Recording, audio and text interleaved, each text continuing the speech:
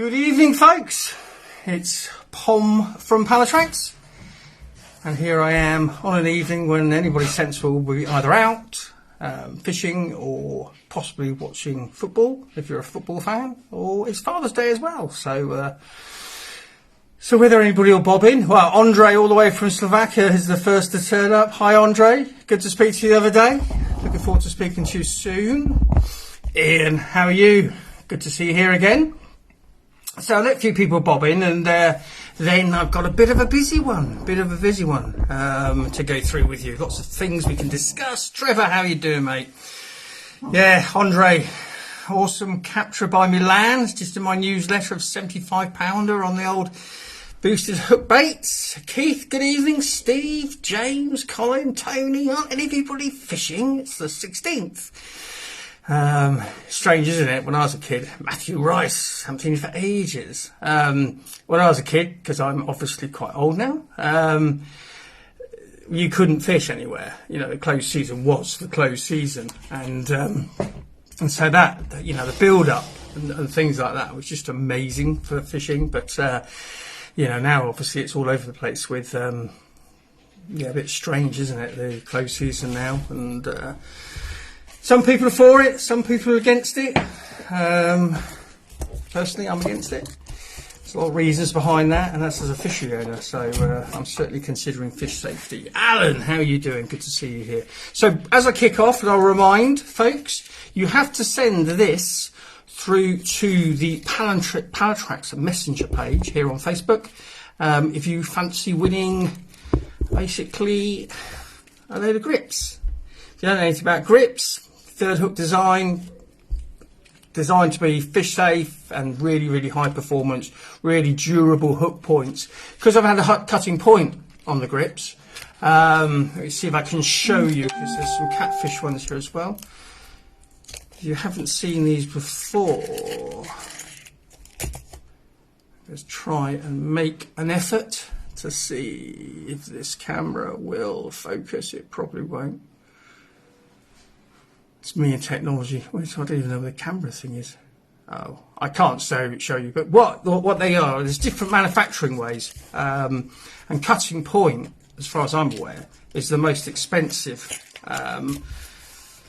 Not just about the grips. Grips are obviously something different. Wayne, how are you, sir? Paul, Anthony, good evening. But the cutting point is the most durable way to manufacture, and so I think, as you know, as anglers, that's what we want. We want a hook to last the test of time, not just buckle over first fish, or not even fish hitting gravel or something like that. So by having and paying the extra money for a cutting point, you get something that's really, really ultra durable. You'll catch fish after fish after fish, and it's also the again acknowledged by the hook industry, and therefore I obviously acknowledge it. Hi, Owen. It's not only is it the most durable way to manufacture a point to keep it sharp, but it's also the sharpest straight out of a packet, if that makes sense. So there's no extra sharpening, hand sharpening. These just are super sharp. So anyway, so there's 5 packets. Just send yes. That's our evening raffle. If you'd like to be in with a shout of those. Hi, Ryan. Like I say, there's the whole of the carp range. And then there's some eagle waves as well. I do have a new catfish hook coming out very soon. It's doing fantastically well. Fished a 300-pound on it already, so lots of good feedback. Hook stays sharp for so long. Yes, Ian, I mean, and that is literally because of the manufacturing process. You know, it's different grades and different styles and different wires. Anglers, I never thought about it before I got involved in this trade, and then quite quickly you realise there's different suppliers, different sources, lots of different things.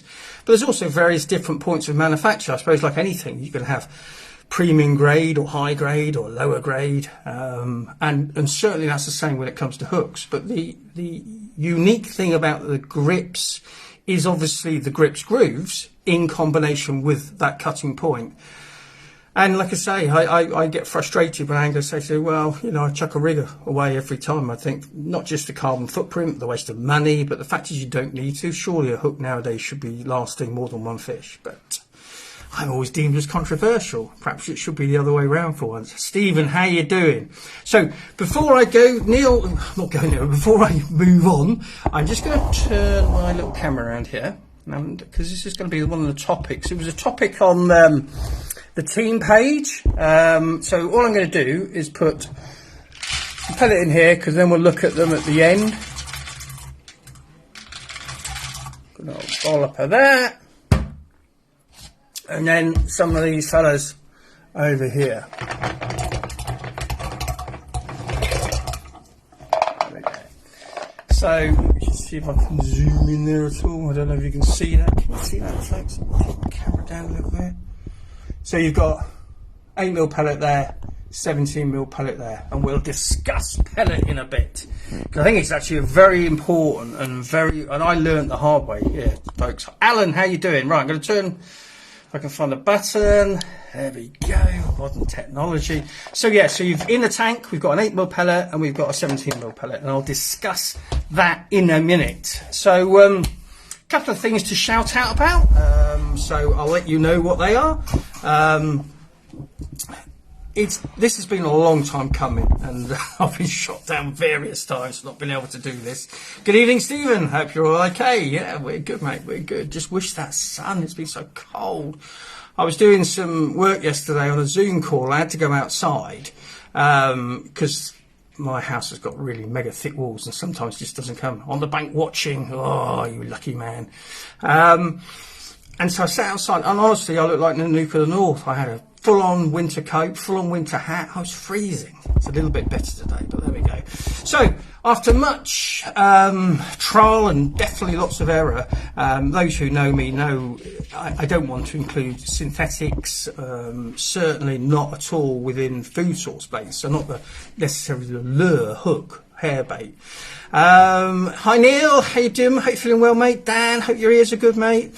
So I've been trying to make pop-ups, and I certainly can't take all the credit for this. My good old mate Tim Hodges was on hand to help. So how do you stabilise a pop-up when the food source bait goes off so quickly?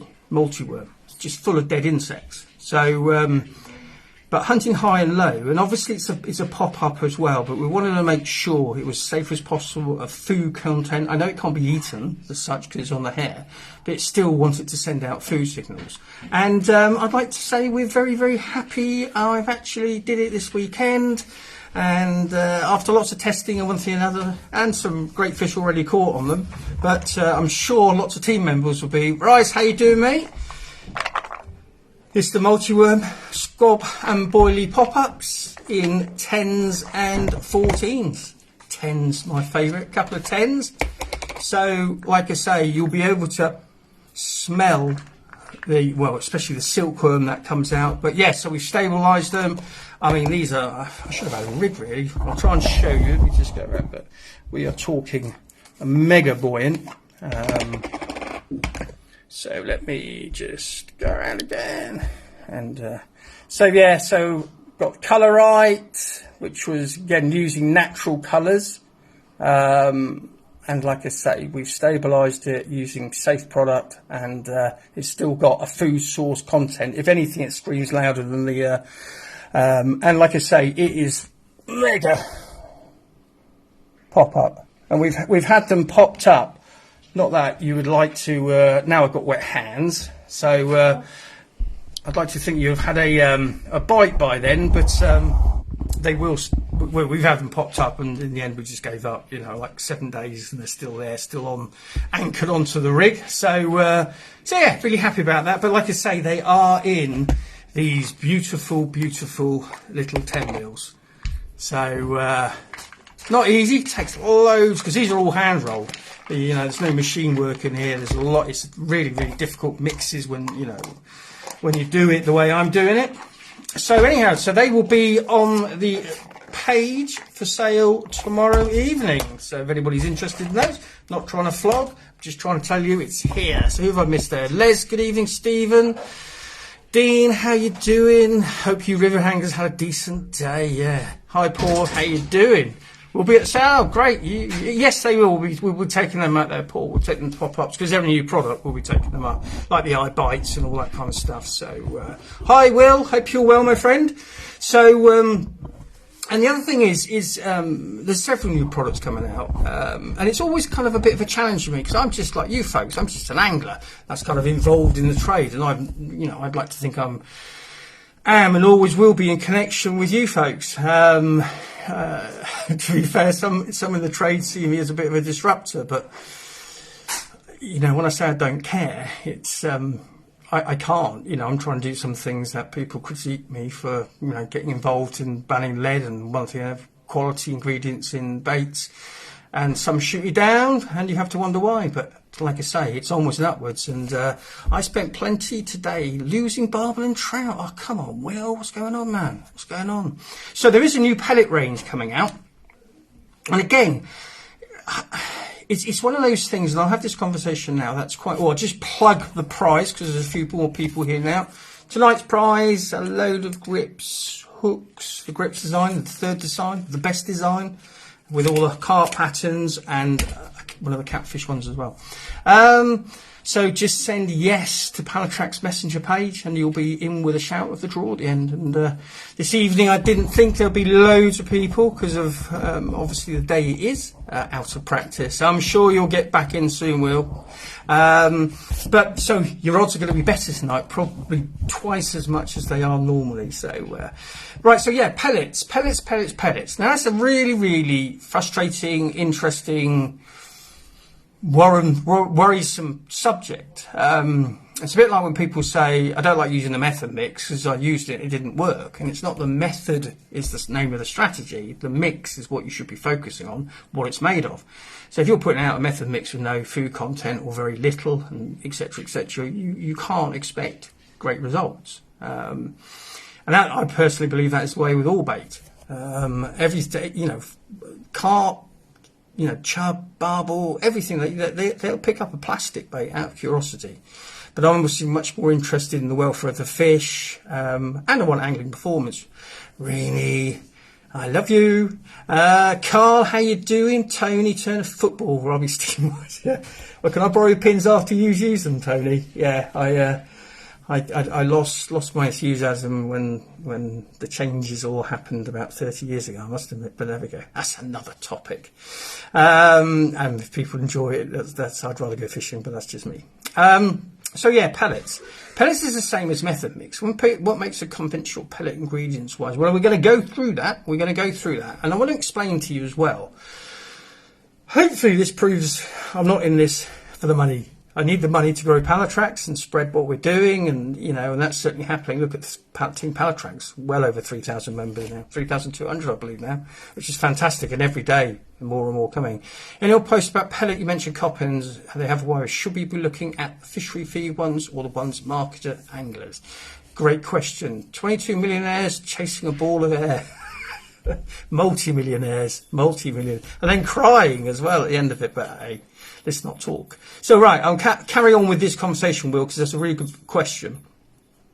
What I would say is, if you want the cheapest proper pellets, go online. Unfortunately, to get the good prices, you do have to buy huge amounts, but you could get a buying group together and look at people like Coppins, Skretting, and Alla Aqua. Now, Alla Aqua is my go-to for my fishery and my fishing. Lots of different reasons. What Steve said, I'm trying a new lake over there with full range of my Pallatrax products. Steve, follow the loading system, mate, and it will produce for you. I am absolutely convinced. Ask people like Tony Turner, etc., or Sue, and fish the system. Replicate the system. Doesn't matter who developed it, where it comes from. It's an angling tactic, and if you follow the links of the chain, you'll get the results. So anyhow, back to pellets. So if you can understand, when people say to me about the method, and it's like, well, like I said, it's a strategy. It's not what the mix is made of, and what the mix is made of will have different impacts, good, bad, ugly, and different, whatever. So where are we going? So James is saying he's spending £15 a kilo. Well, you can do it so much more cheaper, James. Like I said, go to these places. I'm going to bring out my new range of pellets. It's not my pellet. I can't make it to the scientific and regulated standard of the fish farming market. And they're specific. It's like I've said, and I've been shot down all over the internet Sweet. Keep on flying back up though. That, I've said I don't think you should be using dog biscuits because they're for dogs. I don't want them in my waters because it's all about fish safety and water quality. God, that's caused a stink. I said, look, just go and buy proper floating carp pellets. So what I'm saying to you here is, if you want to get them cheaper, go to Skrettings, go to Coppins, go to Ala Aqua, and you can buy direct. You can speak to them. Speak to them about direct, the same as me. I phone them up, I question them, I want to know what's in it, etc., etc. And if you look at the breakdown, I'm going to show you something. I don't know if you're going to be able to see it again. Let me just have a look if I can show you the. It's all the different production dates from things like that. So I've just cut that off one of the bags. Okay. So you can access that bag, and you will pay a premium, obviously, because you have to buy delivery, but it still will work out cheaper if there's a group of you buying them. And they will tell you exactly the information that you want. They will tell you, if you look at fish farming is like right at the top of it, yeah? And you're scratching, yeah, exactly, low oil, high crescent, mineral pellets, 14 a kilo, around the same price for 2 mil, but exactly, the things like that will all be regulated, James. So, and that's where I am. So my new range, because I'm feeding into my fishery, I'm using it in my own fishing, will be, and we'll chat about it at the end, the Ala Aqua range. I believe they're the best I can get. Not necessarily the cheapest, but at the end of the day, you pay for it. So always, when people say to you, I'm fishing pellet, you need to be very careful of what is the pellet. I've seen people fish like trout pellet. Trout pellet, they're for a fish with a stomach, a trout, and carp don't have they have a digestive tract. So again, the names like dog biscuit, trout pellet, halibut pellet, high oil content pellet. It's quite a complex subject, but not difficult to understand. I'm not intelligent, but I got my head around. But basically, the pellet is just the shape. So when people say, oh, I'm fishing, and you discover it's like a sheep pellet or something like that, it's not going to increase your rods at all. If anything, it's going to decrease them massively. But also, it shouldn't be going into watercourses. We talk about fish safety left, right and centre, but are the trade missing the real thing that we should be doing? It's not just about unhooking mats and nets and one thing and another. Yes, of course. All those things are relevant, propolis and antiseptics and all that kind of stuff. But shouldn't we be looking after their homes, the water they live in? Is that not our responsibility? And that's all I've ever questioned. And it obviously hasn't gone down necessarily well in some quarters. But like I say, I don't care because I know I'm doing the right thing. And I know so many people join Team Pallatrax. And this is not some big shout out for Pallatrax. There's lots of people out there who are trying to do the right thing. But also, unfortunately, you're up against the brigade that don't look at the ingredients, don't think about what lead's causing the dead zones in the substrate and things like that. So when it comes to pellet, it's no different. And if anything, it's actually possibly even worse. Looking forward to seeing you, Monksy. Looking forward to seeing you, mate. Brilliant. And again, with pellet, so you can look at, let's just say, a trout pellet. A trout pellet, obviously for trout, not for coarse fish, but coarse fish will pick them up. Because they do have attractions, they're unhealthy for them, but they will eat them. They won't be able to digest it. Certainly the fat/oil content will be like 25 to 35%, which is huge. It's known that carp, for example, and other coarse fish species, they'll have their optimal levels of oil and fat that they can actually get rid of and utilise properly. So I'm trying to not lose my way here or trying to confuse people because, when I first came across it, I didn't ever think about, pellet's a pellet, isn't it? And then you think, well, pellet can't be made from an ingredient called pellet. So as I've gone through my 26-year journey so far in the trade, where am I? I'm at Ala Aqua, and I'm the first person to say, if you go to Ala Aqua, you will be able to speak to them. If you get a small buying group together, you will be able to get it in bulk and a lot cheaper. But it's real stuff. It's real. It really frustrates me when I see things on the market like bloodworm pellet. Now, do they actually contain bloodworm, or are they just a bloodworm flavour which is infused over the top of a pellet? Those things I can't really find out. And people say to me, your rules at Ashmersbury Pools are pathetic. You can't use anything else other than your gear. And it's like, no, it's my fish, my kind of everything. And I'm not going to put in something that I don't know what it's made of. And I don't think that's controversial at all. I think the other way is controversial. If you're a fishery owner, I know fishery owners, unfortunately, will say, well, we've banned shelf life, so we're only going to allow freezer baits. And so if you actually think about that and say, yeah, but a cold bait does not mean it's a good bait. It's what it's made of. And I hope in time, we will become much more regulated. And ironically, it'll be better for the angler because you'll have to use what is good for the fish and biomass and water quality, things like that. But also your catch rates will improve. It's that simple, use better, and it's like, well, they say, buy cheap, buy twice kind of thing. Because then if you look at the pellet and then you discover it's, it's protein and its nutritional value, the oil content. So this time of year, you can fish up to an oil content of 15% on a pellet. And then you go into the winter and you'll drop that right down to say 7%. And it's all about, if you think about it, we're throwing in multi tons of this into the water. And I had one chap say to me, well, I don't want to feed your fish. And I thought, well, it's not about that. It's about you catching more and actually getting your head round that it's only going to benefit you by putting it in there because the fish are just going to naturally get bigger on a proper supplementary diet. So it's, it is what it is. So anyway, so pellets are a bit of a controversial one.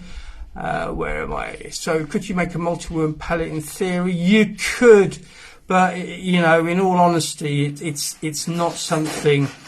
The trouble is, if you go to you look at Coppins, for example, you look at the size of their factory; it's massive. And for me to try and actually formulate a pellet with the quality, the regulation, the minerals, all of the different medicinal properties that go, I couldn't do it. I couldn't do it justified. So that's why you've got the multi-worm in all different formats, and use a good quality pellet if you're going to use a pellet with bits of multi-worm put in there. But I can't, it'd be wrong for me to say, yeah, I can make a multi-worm pellet and get some milling house to knock out, a pellet that I would say is multi-worm because it's got a bit of whatever in, and it wouldn't be a good product. It wouldn't be the product. I wouldn't put my name to it. I wouldn't let anglers use it because it just wouldn't be the best.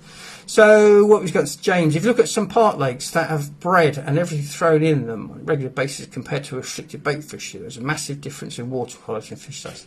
Exactly, James. At the end of the day, you don't feed cows pig food. It's that simple. And I think it's an area that I'm not going to get involved in the politics of angling. I am, obviously, but I think it's an area that as anglers, if we were educated like I was, Monksy, we used to work together at Pallatrax. I mean, he's seen it. He's seen the effects of good bait and bad bait, and it's not nice. And so, people say, well, can't be anything wrong with it. They eat bread, and it's like, yeah, but they eat trout pellet, they eat halibut pellet. They are what they are. They're eating machines. They never sleep as such. Like, they don't get up and go to a larder. They wake up, if you want, once they start moving around looking for food, they're expending energy, and they need to replace it. And so they're on the hunt for anything. But surely that anything should be of a value that is safe for the fish, safe for the water quality, safe for the biomass. Like I say, if you think about it. I know it sounds a bit. I was going to, I'm not sponsored by John Goddard's either. But get something like this, which will show you actually what lives in the substrate, which why you don't throw lead in there. And you're talking thousands and thousands of different things. So if you're going to put a format of bait in there, don't you want that, if the fish aren't on it, the biomass to get onto it to flourish? Yeah, I don't think. I don't think it's anything difficult or controversial. I think to deny it is the controversial side of it. Paul's using a bait chopper. Yeah, bait chopped. Monksy, so instead of seeing the quality of fish from pools, not sure anyone can comment or have an opinion about what is used there. Actually, see the quality of fish. Yeah, but yeah, exactly, and that's what we're doing. I mean, I put a picture of a fish up on the team page earlier. We've got one of the pools I've got here. Sorry, I digress as I normally do. Ben's pool, they're all named after my kids, Jack, Ben and Charlie. And for whatever reason, we've got this strain of, we call them C2, so second year class fish. Now, obviously born here. Never seen anything like it. Amazing. But look at what I'm trying to do. Well, I am doing. You know, I'm doing everything in my humble opinion, but it's all banked scientifically from, you know, fish farming research, koi research, things like that. So I've got 3 fish tanks in essence. I can't filter them like you can with a normal fish tank. So where do I get my water from? That's the main thing. So I've got spring water in 2 lakes, rainwater in the top one because it's right on top of the hill. I'm not in a position to get runoff from roads and things like that. The springs are literally coming up 160 foot. So I'm not looking at, like, you know, nitrate problems and things like that from farmers' runoffs. I've got aerators, I've got diffusers. The food program is obviously completely monitored. And the fish are flying, and as they should be. And also by doing it, you know, lots of people who've been down here caught lots of fish. You know, we've already got fish to mid-30s after 2 years. And that's just purely because we're feeding them the right stuff, looking after the water quality, nurturing the invertebrate life, and making sure bait that goes in is actually food. And that's why they're growing, and that's why they're hard fighting. You know, that's what we're doing. And, you know, it's not rocket science, to be quite honest. So, yeah. Hi, Simon. How you doing, mate? You're not out at La Quay this week? Terry, good evening. So all I'm saying is just think about anything, but do think about pellets. So, you know, say, well, you know, what's your tactic? Well, I fish pellet in PVA bags. I don't, and I'm not being like an idiot here. That doesn't really make any sense, because pellet, if you look on the dictionary, is just like a compressed pill of whatever ingredients. So, do be careful, not only because, I say, it's it could be detrimental, and fish safety is obviously our number 1 priority, but, you know, it's going to compromise your catch rates without a shadow of doubt if you're not using the right pellets. And as a trade insider, I think it's right to say, folks, you know, look at these companies, Skrettings and Coppins. There's loads of them out there. And like I say, you know, I'm with Pallatrax. I think their product and how they've explained it to me and all that kind of stuff is the best I can possibly get. I could never make such myself, unfortunately. It just won't happen. This is proper science behind pellet. But make sure it's the right pellet, folks. Make sure, because, as I say, you know, we have to obviously be looking after the fish's number 1 priority, which isn't unhook him out. What anybody says at all, it's not an unhook him out. All those things should happen. But if we're not looking after the water quality, because we're throwing in thousands of tons of stuff that's not regulated, I don't believe that's a good thing. And if people want to critique me for that, so be it. I really don't care, because I think it's wrong. Trevor's saying, soak boys and squads for a few days, soften them. And yes, exactly, Trevor. Get them soaking a couple of days before. Better if you can, you know, do it. I tend to do a small batch before I go, because I'm using, you know, water. I won't use water out of my lakes to do it, because obviously, you know, transfer of whatever. But as soon as I get to my pool wherever I'm fishing, I will, if I'm fishing like a couple of 3 days, I'll always get a bucket ready and fill it up with lake water to get it soaking and get it going. And then the temperatures, well, not the temperatures, but in the temperatures we should have, you know, they will soften really quick. I would not fish a venue that instructs you to drop lead. It's crazy. Again, Stephen, the trouble is, if you think about it, there's a narrative out there that I think fisheries have unfortunately fallen for, saying for fish safety, you must drop the lead. Now, obviously, I've owned fisheries, I've consulted for fisheries all over the world. I only focus on, you know, it's performance over profit. Do I want a lump of a known toxin going into my substrate? It's not going to dissolve. It's not going to do, you know, the things that the trade say, oh, it's not a problem, it doesn't dissolve. Well, first, it's covered in plastic nowadays, or some other stuff, which I don't want in the bottom of my substrate. But also, nothing can live on or around lead. It's a fact, you know. And if you just see the European fishing, I don't want to get into politics, there's loads of things I want to talk about, but just quickly, briefly, because it is really important, and you'll see it in the Pallatrax newsletter if you signed up to that. That'll be coming out tomorrow. EFTA, the European Fishing Tackle Trade Association, have just said last week that they now support a complete ban on lead. And the reason is, and the reason I've been kind of banging that drum for so long, and why I'm so pleased, yeah, there'll be some lead manufacturers get the hump out there or one thing. But at the end of the day, it's only a fishing weight. And I can honestly say, if I didn't fish with stones, because that's a tactic, you know, I'm using a natural weight, not a man-made, I would literally just be, with all my experience, and that's not being up myself or anything like that, I would just use a stainless steel nut and use that as my fishing weight, because it's just a weight. As kids, we use spark plugs and things like that.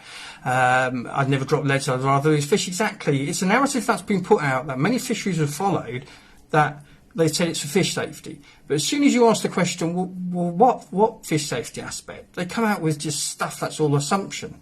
The biggest problem in fish safety is if a fish trails line.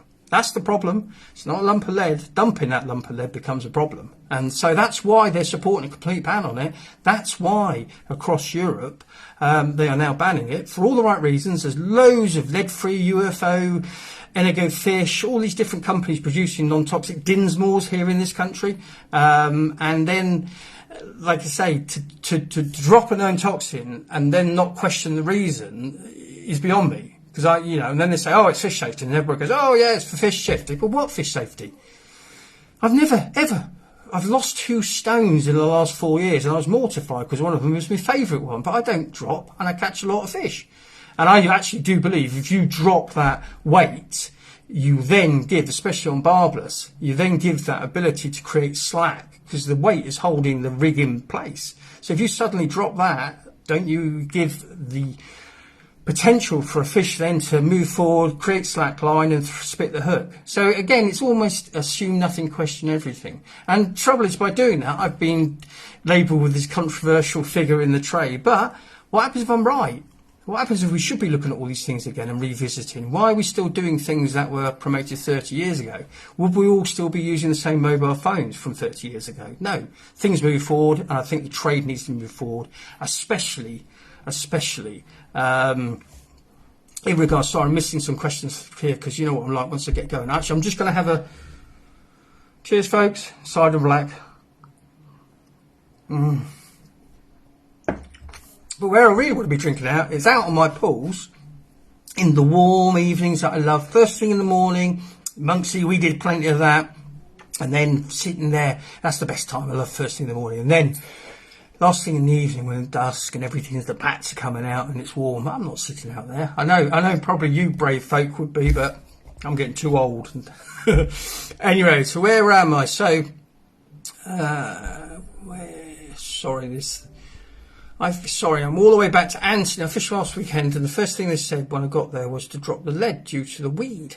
When I said to him, that's danger to fish environment, he gave me a very strange look, as if I was an idiot. Yeah, well, that's the trouble, Anthony. I just don't think... I think, influencers have influenced to such a stage where people are believing something that's supported by zero evidence, other than the fact that you shouldn't be littering the bottom of waters. I just dread the antis getting hold of it, because you know how they twist it. Anglers poisoning our drinking water. Those kind of things, they love all that stuff nowadays, and the trade would be in trouble. Non-toxics are out there. Forget stones. It's not about stones. Never has been about stones. Those people who accuse me of, one well-known trade insider said, it's only because he wants to flog more stones. No, I don't. You use that tactic if you want. I'm not selling lead. It's nothing. And that's the shameful thing about it. I fought long and hard, had meetings, even with, an MP a couple of times. And the trouble is, the Angling Trust, the Angling Trades Association, the Environment Agency, they won't discuss it. But I'm afraid now, if they're going to follow the European lead, because EFTA has influence here, if they don't say, right, okay, we're going to have to follow this lead, aren't we going to be leaving ourselves, the industry, open to criticism by selling a product that's known to harm children? Call me controversial. I don't think I am, just stating the facts. Go and do the same research I've had. I'm not trying to sell anybody anything. I've developed this stuff because I fell into the industry, had my fisheries, and I see stuff or make stuff or things because of my fishing. And if people want to, come to the same conclusions as me and get involved with Pallatrax, happy days. If not, it doesn't bother me whatsoever. But all I would say, and I would implore to all anglers, look after water quality. It seems to be dismissed. We're seeing fish kills all the time, especially in these kind of warmer conditions. You know, certainly when spring, when all the kind of bacteria is thriving before the fish, which is still moribund and very susceptible. We need to be protecting that environment. We don't need to be encouraging poor water quality. You know, I see fish people put up on the team page, and we in the trade, we call them, in the fish farming trade, we call them cricket bats, because they're just thin. They're shaped like a cricket bat, and the reason is, and you could go and catch 30 or 40 fish of these in a day from some of these waters. They're that shape because they're starving, and they shouldn't be. You know, you wouldn't do it to any other living creature that we're involved with. So yeah, that's my piece, and I got dragged into it, and I do apologise. So whilst but saying that, you know, at the end of the day, it's also sometimes it's like sharing a burden. You know, I do lose sleep over, you know, what's happening on that eco level. And, you know, it's been very difficult to get that narrative out. Now more on people. And then I am something to do with the Echo report. I was a consultant for that. I mean, the thing they stipulated, and I'm very proud of, and lots of people in the fishing will probably dislike me for, is I made them aware of the dropping of lead, and they couldn't believe it. The scientists there just could not believe it, and it's actually written in the summary: the purposely ejection of lead in fishing tactics should be banned now. So it's not me, folks, it's science and protecting the planet. Anyway, going back to where I was, tonight's prize, raffle prize, all you've got to do is send yes through to the Pallatrax Facebook Messenger page, and you will be off and running and in with a shout. So, where am I? So yes, Anthony, it's a shame, but again, you know, when you say to people, you know, about dropping it, they can't give you the fish safe reason. If it's too weedy, I would suggest you shouldn't be fishing for them, full stop. Where are we now? Sorry, folks, I've missed loads of comments. I don't use any leads. Yeah, well, we know, Neil, don't we? Sorry, surely fish are like you and Mark. Eat anything but for quality food. Oh, I'd be the biggest, easiest, fattest fish to catch. You hair rig a Mars bar, I'm yours every time. I don't care. I'll risk the hook. Sue, I've never dropped lead. Never would. In fact, I haven't used lead in a long time. The stones have been a game changer for such effective tactics. And yeah, they have been a game changer for me. But as you know me, Sue, I promote stones as an angling tactic. Yeah, one of the benefits are they're non-toxic. But if I was an angler, I would definitely not be fishing on lead. Not because of what I know. You know, and that's because I've been approached by certain eco bodies over the years and one thing and another. So, remember you used this stone last week? Well, yes, Tony. Yes, you've got me there, mate. Yeah, I did. I tried to show somebody how I could cast the float ledger system, which I'm going to show you in a minute. But yeah, and as I did that, I forgot I hadn't tied a hook on, and so the whole thing came off. But that's another story. So pleased to see EFSA's stance, and really hope the UK angling.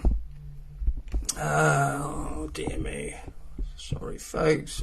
Stance, and really hope that the UK angling trade sit up, take notice, and follow the rest of the world and stop using. Yeah, well, like I say, Sue, I think as soon as it happens, it's unfortunately a bit like the horses bolted, kind of, you know, closing the stable door. But it has to be the first move positive, and I think you'll find some of the things that are going on behind the scenes. There will be a requirement to retrieve and all that kind of stuff going forward. So, but honestly, hand on heart, if I used a man-made weight, okay, I would go to online or B&Q or wherever. I'd find different nuts, okay, stainless steel, so an inert product. I'd drill it out, 'cause it's easy to drill, insert a stainless steel swivel, use some non-toxic bond. That's it. I can use it as a fishing weight. If I want to cast distance, I can shape it with a bit of paste to really get that aerodynamic shape. I can push paste in the hole, as such, the polo, for want of a better. And it will do the job of holding bottom, and holding bottom very, very well. No plastic, no lead content, no brass swivel with lead content, just a totally inert thing. But obviously I use that thing I use is part of nature, because I totally believe with huge amounts of evidence that fish have the ability to associate man-made with danger, and the biggest thing obviously is a lump of lead or a feeder. So there we go.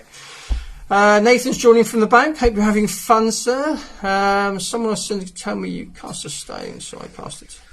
Yeah, I know, Will. It's just frustrating, mate. There has been a narrative put out. To be quite honest, I think we're winning now. You know, I've only ever said a stone is a great fishing weight for all these reasons. And like I say, that kind of negative element, kind of realising now there was never a gimmick. I don't do gimmick. I'm just not in there. Sam Roth, Vince, all the way from Canada. Vince has been doing some interesting stuff. I'm going to have Vince on as a guest at some stage, because he's got an underwater drone, and he's got a wonderful place out in Canada that he can use it, where he fishes off an island, gin clear water. So yeah, that's going to be really interesting, because I honestly think the only way we can really move forward learning, and that's why I watch the lads at Underfishing. I mean, I know Underfishing, they're on YouTube and Facebook and one thing and another. I know the guys there, they all fish on stones, to be fair, because it's Holland. Holland is banning leads, but they get the concept. You know, stone does a really good job. But yeah, what Vince is doing out in Canada, I think that's going to be fantastic, because it's going to be non-controlled, non-edited, warts and all. Because I'm sure as I'm sitting here, there will be things that I can improve if I have the knowledge how to improve. It's not about cost, it's about knowledge. And because we don't know on each occasion what goes on there, we're kind of guessing along, we're making a lot of assumptions. And, you know, some people, I know Vince put it up, and some people say, oh, it's gotten ridiculous now. Yeah, but this is a research product. Vince is doing research, looking in. It's not something he's using when he's going fishing, so we should all have underwater drones. It's the fact that we can learn by unedited, uncontrived footage. It's rakes and rakes and rakes and rakes of carp in this massive kind of, it's probably the size of England, this lake of fishes. I can't remember how many thousands of acres it is, but it's huge. So yeah, I think it's dead exciting, because I don't know anybody else doing it from that angle of not making it into a film set. You know, we've got to do this, we've got to do that, and things like that. So yeah, that's going to be really exciting stuff, Vince. I'm looking forward to it. So what's Les saying? I've never used lead since I took part in the experiment you did where you sent out stones to 50 anglers and we left them in the water for 6 months. It changed my fishing forever. That's some while ago, Les. Perhaps I should do it again. But yeah, it was one of those things I did, you know, and I think now with a fantastic team, you know, behind Pallatrax, especially in the marketing division, and getting the truth out there. But yeah, I've tried all kinds of things to just say to anglers, look, you know, there could be something here if you really think about it. And like Les is saying, it changed my life forever as well as yours, Les. And like I say, the irony is those who kind of gimmicked it and things like that have obviously just made a load of assumptions about me, because I'm fortunate to be in a position. Don't get me wrong, I'm not wealthy. I never will be wealthy, because at the end of the day, I'm not pretending to be the best businessman. But I do like designing stuff that gives us an edge and looks after the environment as well. So it's performance over profit. It always will be. I want to catch more fish, more safely, help others catch fish, bring more people into the sport.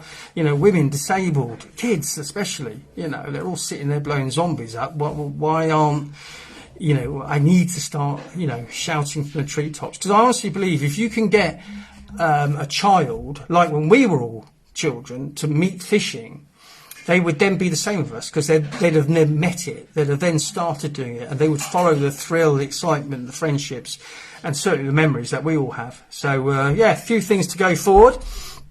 Just need to get Pallatrax to that next level, and I'm sure it will happen. Why haven't UK followed suits? Ask me, Tony. I've tried.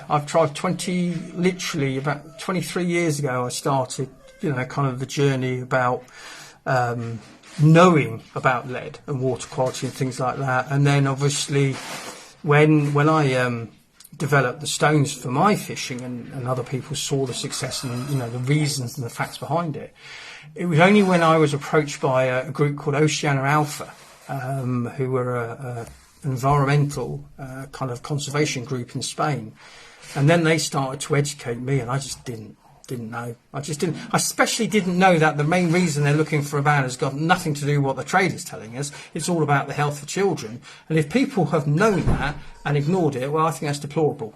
You know, that is a personal opinion, but I do think, and I think everybody here would also feel the same way. You know, if you know that you're doing something wrong, you need to stop it. You don't need to keep on doing it, you know, especially if it's just around profit, you know, because a fishing weight is a fishing weight. Nowhere does it say it needs to be made from lead. It's coming. They are now looking to banning all lead in the UK. Yeah, Neil, like I say, in 2015, EFTA, sorry to be drawn off, but I suppose it's an important topic because we should all be aware of it. 2015, EFTA actually told the industry to phase it out.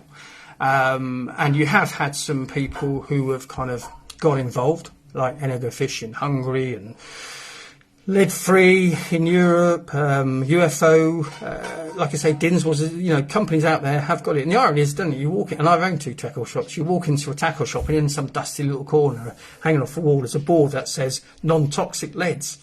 So what does that mean that everything else that's called lead in the shop is? It has to therefore, by default, toxic. But why don't they put that up? Toxic lead, non-toxic lead.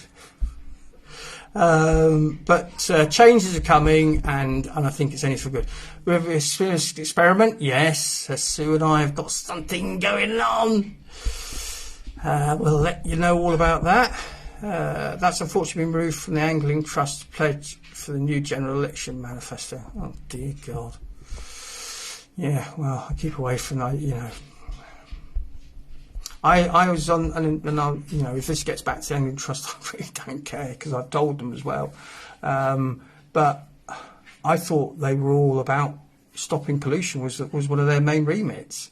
And if you're throwing in something which has a toxic effect, that is pollution. And now, especially knowing the ECHA report, why they won't take action, I would suggest we all question. You know, it's there in black and white. England shouldn't be an island on its own when it comes to this kind of stuff.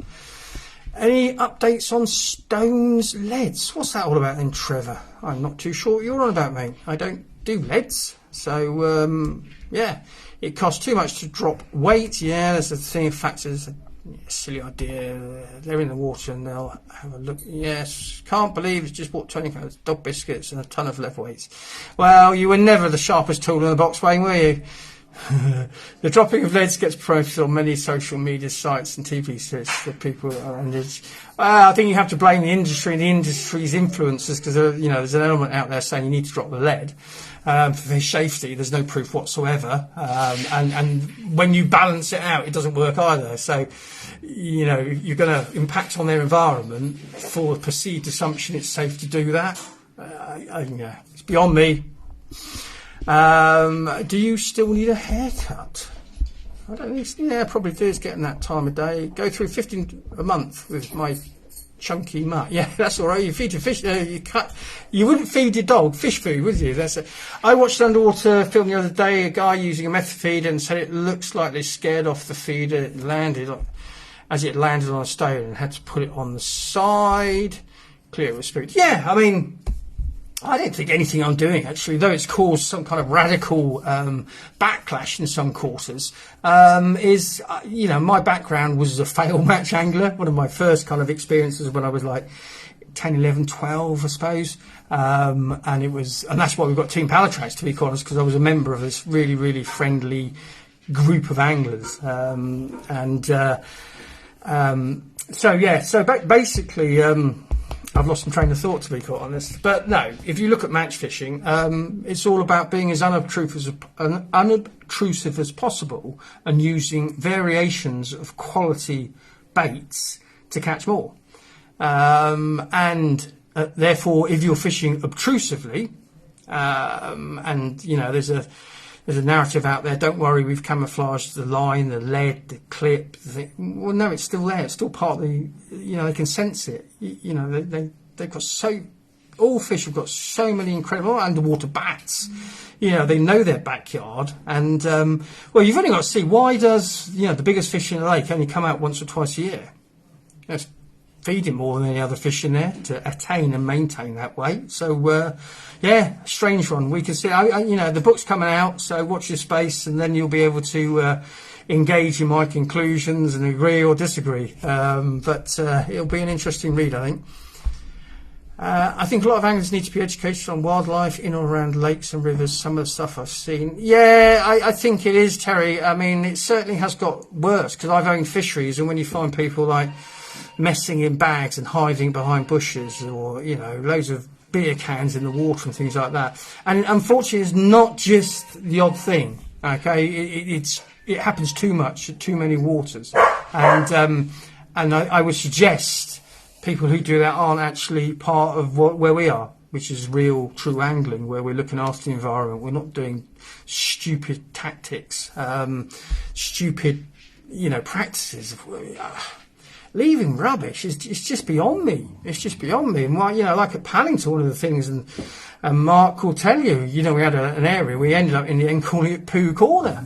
We had ladies and gents toilets cleaned every day, yada yada yada yada, but they wouldn't. This element, and it wasn't just one or two, unfortunately. They would just go and mess up in this small area. So we cut. There was a little hut there, and we took that down and cut all the bushes down, and they still did it. They wouldn't just come in and walk, I don't know, 200 metres to a really nice toilet facility and things like that. But there is those people out there. Fortunately, I don't think there are a majority, but there's too many. What's clippers are ready when you're down. There's a lot of fish at all costs. Yeah, we hear that more and more. What is the size difference between 1.5? It's double.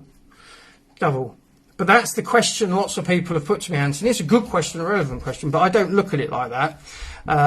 If you think about it, when you're fishing a lead, okay, you are dictated with the density of that lead. That's just a fact. You know, nobody's questioning the density. Is it the best density? What's my dog eating here? Oh, it's all right, Chewy. And people say, oh, a stone's bigger than the lead, the fish will see it. We need to take a step back and think about, you know, when people say those kind of things. You know, it's a stone. These are British stones. They're part of the natural background of any fishing environment. People have said to me, oh, they're in clay lakes. You know, it's not made out of clay. I can assure you my lakes are clay lined, clay deep in there, clay bottom, because and they're full of rocks, full of stones, big, small, little, and because if you don't have them, to be fair, especially in a dam wall, the whole lot will eventually just fall apart. So yeah, it's a bit of a strange one. I don't look at all at the colour of my stone, even the shape of my stone, because I use a method more than anything, you know, or paste, so I wrap it into an aerodynamic shape, anti-tangle shape as well. But it's roughly double the size. But what you get, especially in silt, in weed, the advantages, when you start looking really deeply, I suppose, into the density, you start to realise that, well, if I drop a 2-ounce flat stone onto silt or weed and a 2-ounce pear, you know, or zip lead or something like that, the difference, what happens is incredible. You know, and do I want to bury into weed or silt, or do I want to sit on top or very close to the top of it because I'm using something with a bigger surface area? So the fact is that for years and years and years we've only had, you know, lead pushed down us. There is other things to consider, and it's certainly, this is putting aside the political situation. This is just me as an angler. You know, I've been lucky enough to have fished an awful lot over the last, well, all my life, I suppose, to agree, whether it's boats in Bermuda or fly fishing and Shagford on Dartmoor. But the fact is, for 26 years, I've been involved in this trade, know my own fisheries and things like that. And you start questioning things. You sit there and think, well, you know, we're fishing lead, so that has to have a density, and obviously the shape of the lead has to, therefore, will change the kind of the surface area and things like that. So that will impact. But if you use something that's less dense, is that a good or a bad thing? Now, some people would say using a heavy lead is the must, because you're then using or fishing the assumed bolt rig effect, which is a huge, you know, I fish running 99% of the time, because for bite detection, things like that. And I found, you know, I actually use in my own angling really small stones. I call it the spring effect.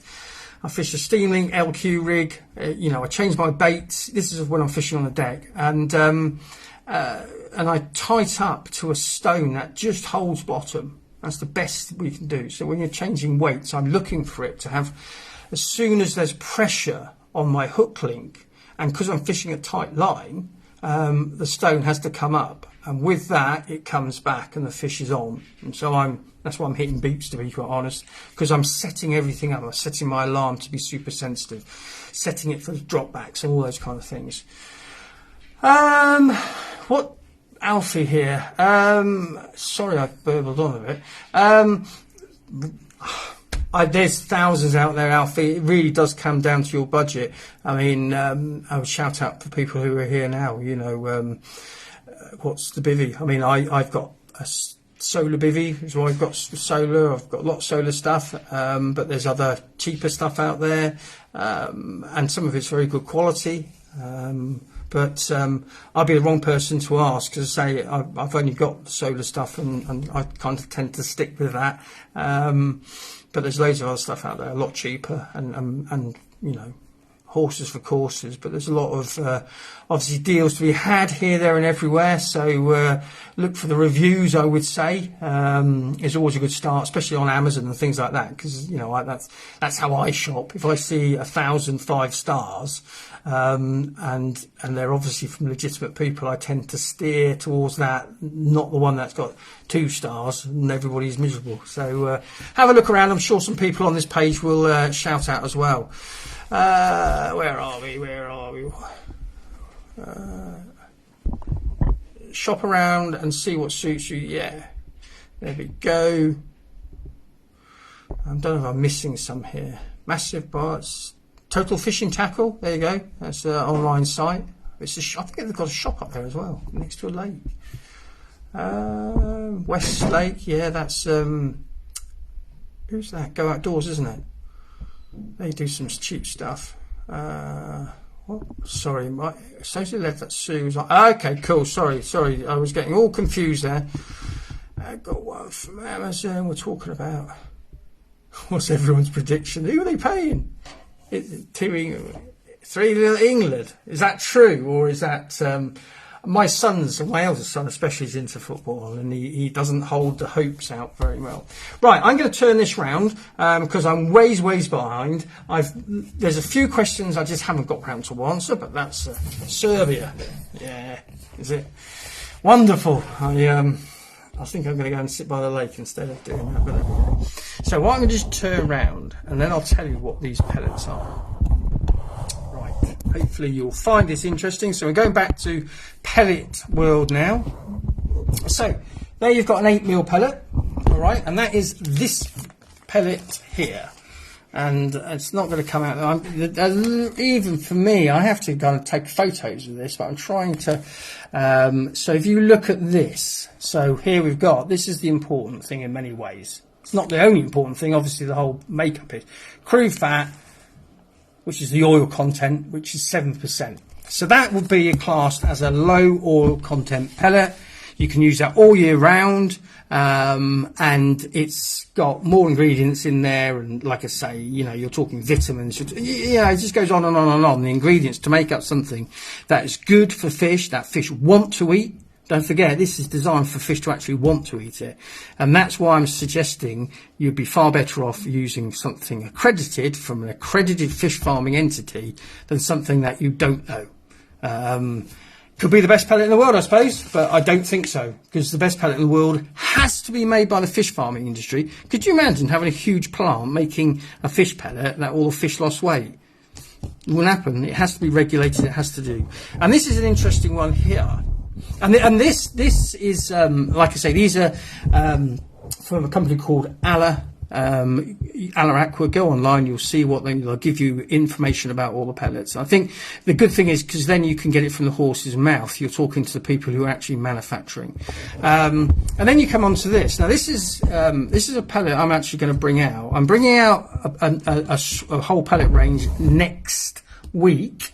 It all turns up from 3 through to 17mm. But the 17mm are of a high oil content, and I would not be suggesting you use these as a freebie in the middle of winter. Or if you did, it would be very, very minimal. But you can see I'm squeezed on that, and how long have I been warbling on? Well, it's probably, you know, better part of 3/4 an hour. And so what I've been doing with these, so they're 15% oil content, They're designed for carp as a carp feed.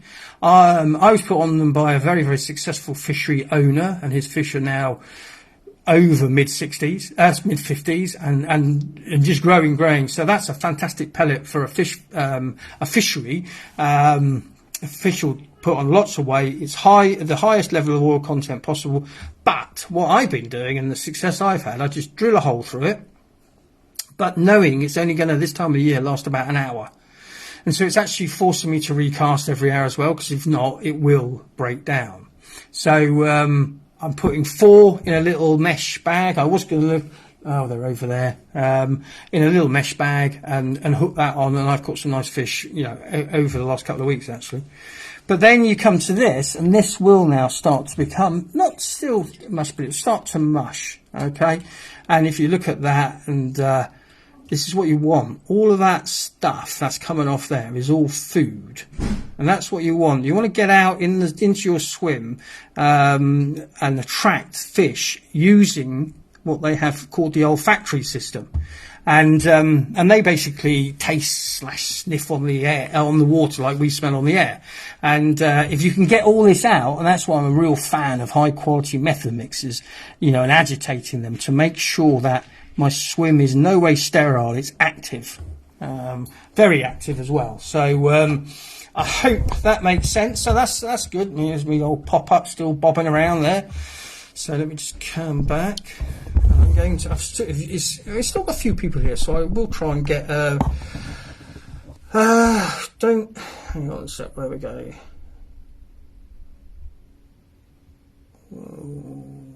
Right, pause. I think I'm probably missing, because every time I press the screen, I don't know why, it all shoots all over the place.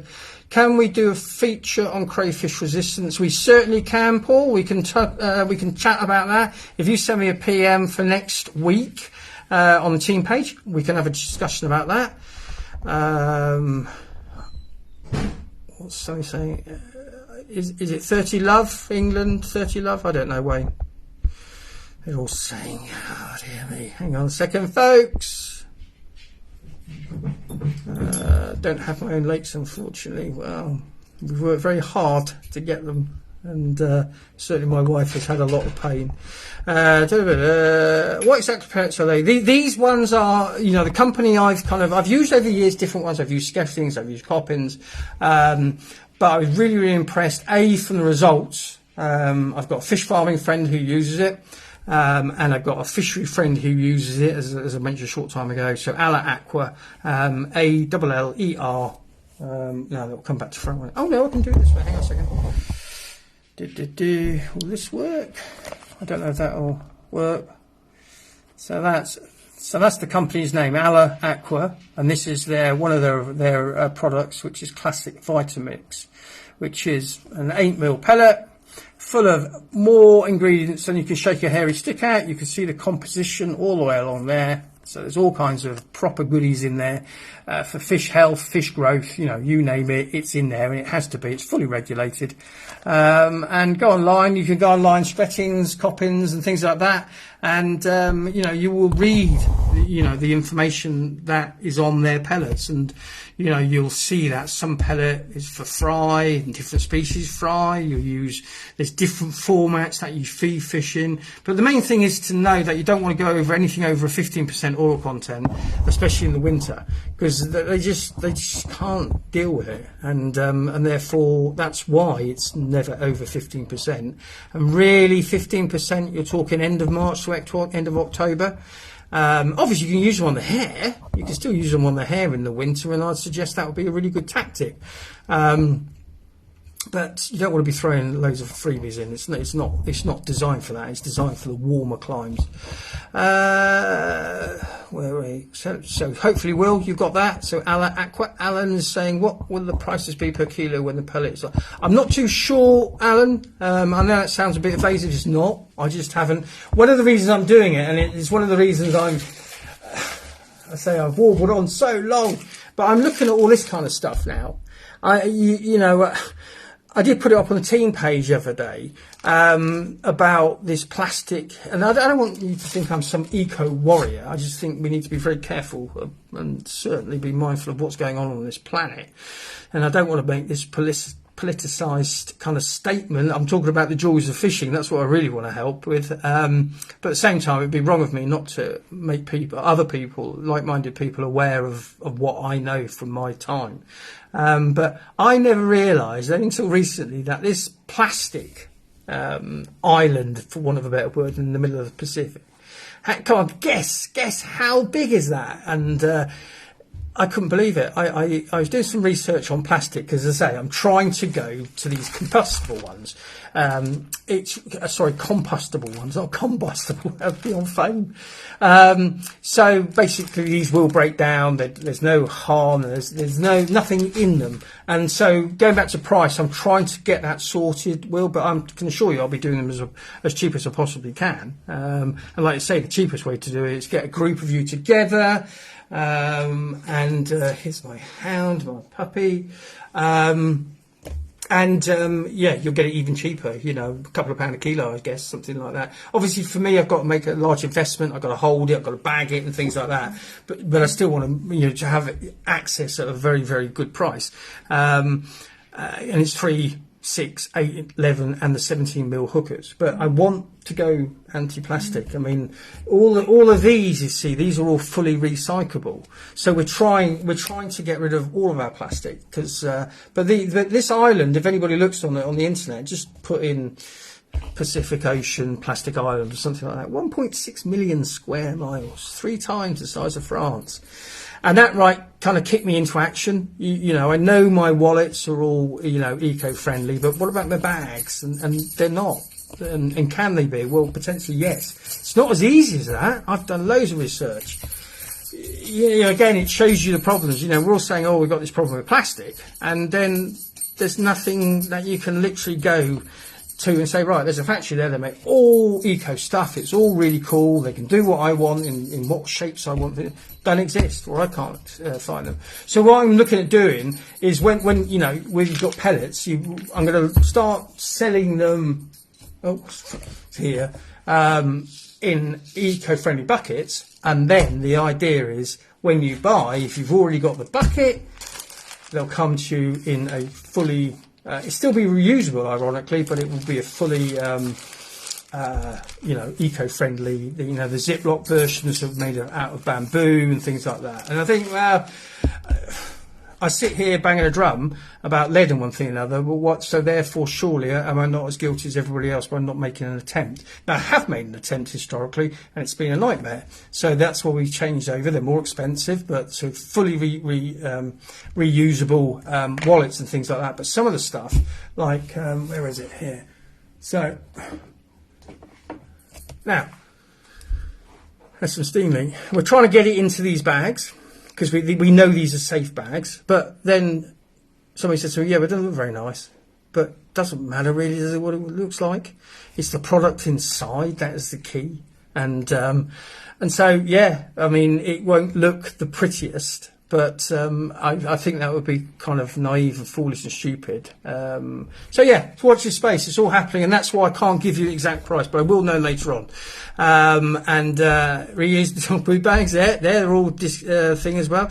A good thing about combustion, you can we're all coming out. Don't have it. Sorry, just googled. Thanks for I'll tell you what. You Google it. I just hadn't thought. I knew it existed and I knew the problems because I saw some stuff about a whale they found, and they opened it up and its stomach was just full of plastic bags. And I was, to be fair, it just came to me because I was researching plastic, trying again to find someone who is now. And to be fair, there is more eco options out there. It's not anywhere near what we need. And this single-use plastic is just ridiculous. Our government should be banning it, not letting us use it. 1.6 million square kilometres. I couldn't believe it. I thought, no. So I went on other websites and things like that, and it is. And it's just this plastic heap of, oh dear me. So yeah, have a look. It's one for it will shock anybody. And as a sea angler as well, I I love the water quality across the board, and to see something like that we know about sitting in the middle, and the harm it's doing to an awful, like we've probably all seen them, like the turtles with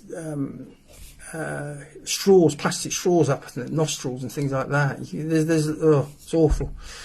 Awful. Thanks, Dean. Yeah, I think we it has to happen. Where are we going? Thanks, Sue. Even Simon, on the subject of eco-friendly, I was using a bait floss that was by a product from a professor, I believe. I don't know. I know what you're saying. I mean, obviously we can question everything really we use, and how far do we go? I mean, you can talk about petrol. We can go on forever, but at the end of the day, there is products out there that tend to be, unfortunately, more expensive at the moment. But I think going forward there will be more innovation, more opportunity. But at the moment, it's very, very hard. You think these massive companies that they don't want to sell. It's a bit like lead companies. They don't want to stop selling lead. It's a bit like plastic companies. They won't want to stop selling plastics, will they? I'll be happy to receive my orders in a paper bag. Yes, Stephen, we were talking about that as well. It's like, at least we're doing the right thing. Okay, it's a small start, isn't it? And we're not one of the big brands and one thing and another, but at least we will be able to sleep at night, so to speak. We're being told, and then seeing that island of plastic, it just kind of blew my head away, to be quite honest. So yes, so expect to be a few changes. So you will get the eco-friendly buckets, and then you'll be able to buy the refills in the compostable bags. So that's how I'm going forward, and I think that's the right thing, and hopefully people will actually follow that lead. It's not difficult. I don't think it's difficult. Yeah, it's going to cost me a bit more money, and then you have to look at that in itself. But I can get the contact details for the base floss. I'm still in touch with the guy. We'll get back. Yeah, Ian, that'd be fantastic. Like I say, one thing I know in life is I don't know a lot, and so if you've got any tips on, especially bag companies that are doing eco stuff, anything like that we can improve. Well, we're all kind of in this together, aren't we? That's the way I look at it. Right, I know time's ticking. I know there's loads of things here, but what I will just mention is, because I did it on the team page last week, and again, I've always got that kind of conundrum, haven't I? I sit there and think, I want that in my fishing. And then you think, right, if I sit here now or do a magazine feature or a film on carpology, I can understand people going, he's just trying to flog us stuff. But there is a flip side to that. Before that, I'm going to have another little sip. I come across things, that are going to assist me in my tactical approaches, and I'm going to actually stand by one. It won't be dark in here, but in a second, hopefully it will make sense. So I'm going to turn the old thing around. Now this is, why is expressing right? Not necessarily. Exactly, Trevor. That's what, I tell you, recently I got a big shipment, from a big company in the fishing industry, and the amount of boxes I was left over with, couldn't do anything with them because they were all branded up and marked up. I couldn't reuse them or anything like that. England are one love up. There you go. Is that yeah, I'll leave that there. I'll leave I won't talk about that. So yes, so I'm going to show you. I do apologise. That's my hounds from hell. I've got my bits. Right, here we go. Now, I promise you, this is a really exciting... Most of you are loads of team members on here, so most of you will see it already. But I love Float Ledger, okay? And there's been systems out there historically, where I've been able to fish it, but not the way I wanted to in many ways. And the fact is, I was buying... I should actually find one. I've got one somewhere. I was buying these... from a far east, far-flung place, these basically battery-operated floats. And about, several months ago, I was reading a trade magazine and came across these. So it's called the iBite range. And so I obviously sent them, and I'm going to go through the whole iBite range with you. It won't take 5 minutes, but I promise you it'll be worth waiting on, even though England are obviously winning for the moment. Did Gascoigne score? Who scored? Or was it? No? I know loads about football. Right, here we go, folks. So bear with me. Right, so this is the range that I have coming this week. Okay. And so I'll go through them. We have the cigar neon, we have the carrot, and the carrot is like that because that actually comes with two different, where are we? I probably should have switched that. 10. Oh, this is not there. Hang on a second. I'll switch the light back on and then switch off in a minute. Whilst I show you what. So we've got this fella, okay, and that's got different coloured tips. That's the battery there, and different. I'll show you that in a second. Let's pop that one. We've got the Big Mother, and this is the one I fish at distance. Still on my carp rods. You can use it for all kinds of things, but we do have a film coming out very shortly. But then you've got the cigar neon, and then you've got, and I've got a couple of other ones that I've chosen as well, but this is like a pole float. So, and also then you have the things I showed you earlier, which are quite, now unfortunately, this one is the most expensive thing. There's nothing I can do about it. So let me switch. So what we're going to do, I'm going to show you, this is one of the tip indicators. So, as good old Blue Peter fashion, let me just turn that around. So that basically sits on there with a little clip. I don't know, I can't get this in any focus. But anyhow, so what you do, and it comes in a green and red version. So you take the top, you put it in there, and that comes on. So if I switch that off, you'll see that is proper bright, and that then just goes into the waterproof housing, and so you've got a tip indicator. Now these I managed to get at a good price, 40-hour batteries, so it just pops back in there. No, Tony, there will be tomorrow evening. I think they're going on the site with the multi-worm ones. Sector fishing pole, yeah, I think I will. So that's fantastic. River fishing, any fishing, to be honest, to have a tip like that. Now the other one, so you've got a green and red version. Now the other one, now I've got all confused now. That's not difficult. Oh, where's the end gone? Oh, here it is. I think this is it. I think I've got it right. Right. So this one here.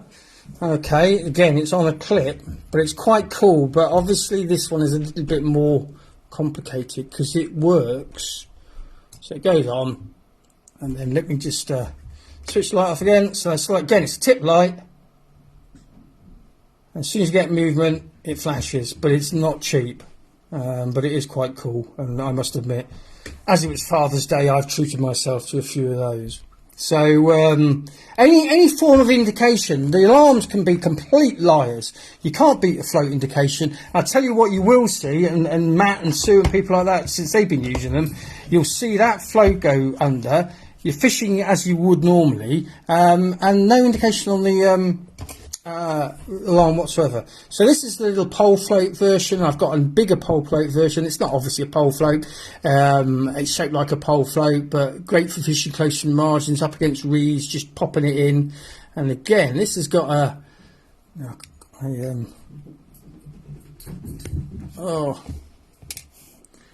I'm going to have to get Tinny with her finger nails. Oh no, there we go. This has got a real teeny weeny little battery. Still got a very, very long life as well. So stick that in there, and then that goes into the housing there. And this one comes with a green, and so, you know, the trouble is, you see, when I was getting these other ones, they just kept on falling apart. They weren't well designed, they weren't waterproof, whereas these are really, really, oh, that's a bit bright. These are really high quality bits of kit, and right up my street, because I love watching them float. And so suddenly I'm allowed to float ledger properly. This is the one I tend to use the most at the moment, just fishing down here in Ashton's Reedy Pools. Again, your 40-hour. Let me turn the light off. And, right, you know, you're getting... And so it is, you know, for me personally, and that's the luxury, I suppose. This is try and do them all. I've got the light off and you're still here. So, look at that beast. And so what I'm saying is you can fish on your setup okay, and you can cast it out. This will bob up to the top if you set it as a runner, and then you will see and watch literally where your carp rods are. Okay, I mean, you'll obviously, you know, I wouldn't suggest you go try to do miles with it, but it will sit out there a great big bit, and then you look up and you think, where's it gone? And then you hit your rods and there's a fish on. And last but by no means least is, because it's dark I can't see what I'm doing. This one here, it's like a larger stemmed float. This actually comes with two different, a red and a green, and there you go. And I think hopefully you can see how powerful these are. And if you get bored, you can have lightsaber fights on the bank. So, but no, the fact is that they're a quality that I can get involved with, and like I say, they give me that extra ability to use in lots of different situations. And float ledger, which is my favourite. Well, Matt had a fish this afternoon on it, especially when it gets dark. Just sit there this time of year when it warms up a bit, and then you just watch that slide off. It's pretty damn exciting, to be quite honest. So feel the force, exactly. Right, before I go, I've taken up loads of your time. The competition, where's she put it? Right, so the live feed competition. Hang on a second. You can look at me. I've got mine already. Yeah, no, I honestly, this is nothing about. I suppose I use the business as a bit of like an indulgence, isn't it? I think, right, I need that, and yeah, and we're having the right fun. And I think, to be quite honest, what it started doing, as soon as I found it, we started setting it up on the float ledger, and we all started catching fish on them, but also it took me back to that childhood memory. I know there was questions about memories. I do apologise, but my initial memories as a kid, so we're talking a long time ago now. And it all focused around float fishing, and watching that float again was just like, I don't know, it took me back, just to see that kind of go, and then you're away, and there is a decent sized carp hanging on the end, don't get me wrong. So with the tip fish one onto a beach caster, we were actually, strange, Anthony, we were talking about that earlier. I don't know, I mean, it goes on to obviously some quite chunky carp rods, but it certainly could be adapted, but whether they are, I honestly haven't tried, and I will do. I personally think I've got beach casters, so I will try, but if you look at that, I think it might be a bit of a close one. But saying that, you could just put it around that and whack a plastic band around it, and it will just hold it in place. But because I actually thought straight away, because of beach casting, that was the first thing that actually came in my head with these tips, and especially because they're so bright. And I do like the fact that these are getting on towards £20. That's the trouble, these ones. But I do like that. And by indication is something that it's got a whole chapter in the book I'm writing, because it's something that's very much kind of almost forgotten about, and any way you can get another indication of a bite can only be a good thing. So you've never float ledgered, honestly, Stephen, it's so much fun, it really is. And like I say, there's so many advantages to it. You can fish really close in, you can just sit back and then you see it slide away. You'd have never, ever picked up those kind of fish. It would just not have happened. And it's literally all we do is, micro size down the stone system. Little rig, stone, bit of method wrapped around the stone, and then we're just plopping it in. So, no, you can't. They are what they are by the looks of things. It's a good question because, to be fair, because obviously on windy conditions you're going to get a movement, aren't you? So I don't think they've got to that technical point. But because I'm speaking to these folks, it's something I would definitely approach. Because to be fair, when they first sent them to me, I went straight back and said they need to be coming in a protective tube. And to be fair to them, they did it. And they now, and that's why we're going to have them, and they'll be on the site if all goes to plan. We're just so busy, hair on fire. Tomorrow evening, along with the multi-worm, we'll be working on that, or dear Tinny will. So, The winner for tonight, drum roll. So you're winning 5 packets, and I think if I don't know if this comes around the wrong way, the right way.